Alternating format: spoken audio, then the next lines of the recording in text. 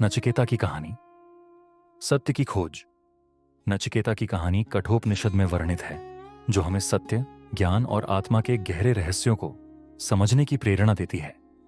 यह कहानी एक बालक की है जिसने सत्य की खोज में मृत्यु के देवता यमराज तक का रास्ता तय किया। यज्ञ और नचिकेता का प्रश्न। नचिकेता एक ज्ञानी और ब्राह्मण परिवार से था। पिता वाजश्रवस या गौतम एक बड़े यज्ञ का आयोजन कर रहे थे। इस यज्ञ के दौरान उन्होंने शपथ ली थी कि वे अपनी सारी संपत्ति दान करेंगे। यज्ञ का उद्देश्य था सांसारिक सुखों का त्याग और आत्मिक शुद्धि। लेकिन वाजश्रवस ने छल किया। उन्होंने बूढ़ी, दुग्धहीन गायों और ऐसी चीजों को दान किया जो उनके लिए उपयोगी नहीं थीं, जबकि असली मूल्यवान चीजें, अपने परिवार, धन और अपनी सुख सुविधाओं को उन्होंने अपने पास रखा। नचिकेता, मात्र 5 साल का बालक, अपने पिता की इस चालाकी को देखकर विचलित हो गया। उसने सोचा कि यज्ञ जैसे पवित्र कर्म में यह धोखाधड़ी उचित नहीं है। नचिकेता ने अपने पिता से पूछा, पिताजी, आपने जो प्रतिज्ञा ली है, क्या वह सच में पूरी कर रहे हैं? अगर आप सब कुछ दान नहीं कर सकते तो यह व्रत क्यों लिया? गुस्से में वाजश्रवस बोले, मैं तुझे यमराज को दान करता हूं। यमलोक की ओर यात्रा। पिता के शब्दों को नचिकेता ने गंभीरता से लिया। उसने न केवल उनके क्रोध को सहा, बल्कि स्वयं को यमराज के पास जाने के लिए तैयार कर लिया।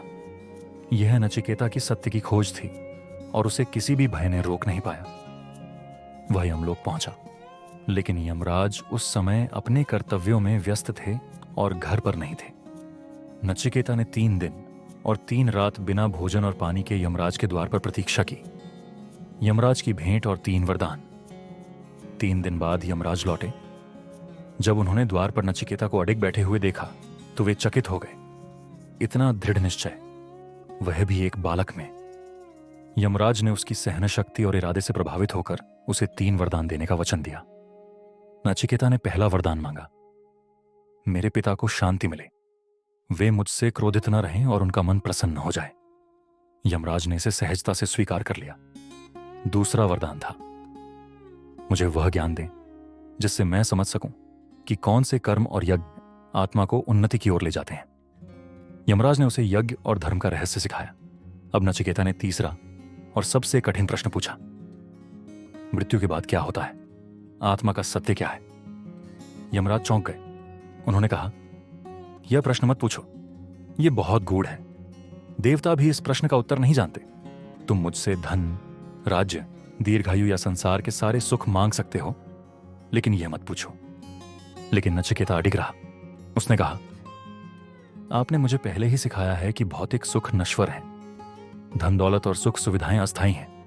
मैं इन सब का क्या करूंगा? मैं केवल सत्य जानना चाहता हूं। यमराज ने उसे समझाने की कोशिश की, लेकिन नचिकेता ने जिद नहीं छोड़ी। आखिरकार यमराज ने कहा, ठीक है, मैं तुम्हें आत्मा और मृत्यु का रहस्य बताऊंगा, परम सत्य की प्राप्ति। यमराज ने नचिकेता को आत्मा का सत्य बताया। आत्मा न जन्म लेती है, न मरती है। यह शाश्वत और अमर है। शरीर नष्ट हो सकता है, लेकिन आत्मा अजर अमर है। जो इस सत्य को जान लेता है, वह जन्म और मृत्यु के बंधनों से मुक्त हो जाता है। यमराज ने उसे सिखाया कि आत्मा को जानने के लिए भक्ति, ज्ञान और ध्यान का मार्ग अपनाना चाहिए। उन्होंने उसे बताया कि आत्म साक्षात्कार ही अंतिम लक्ष्य है।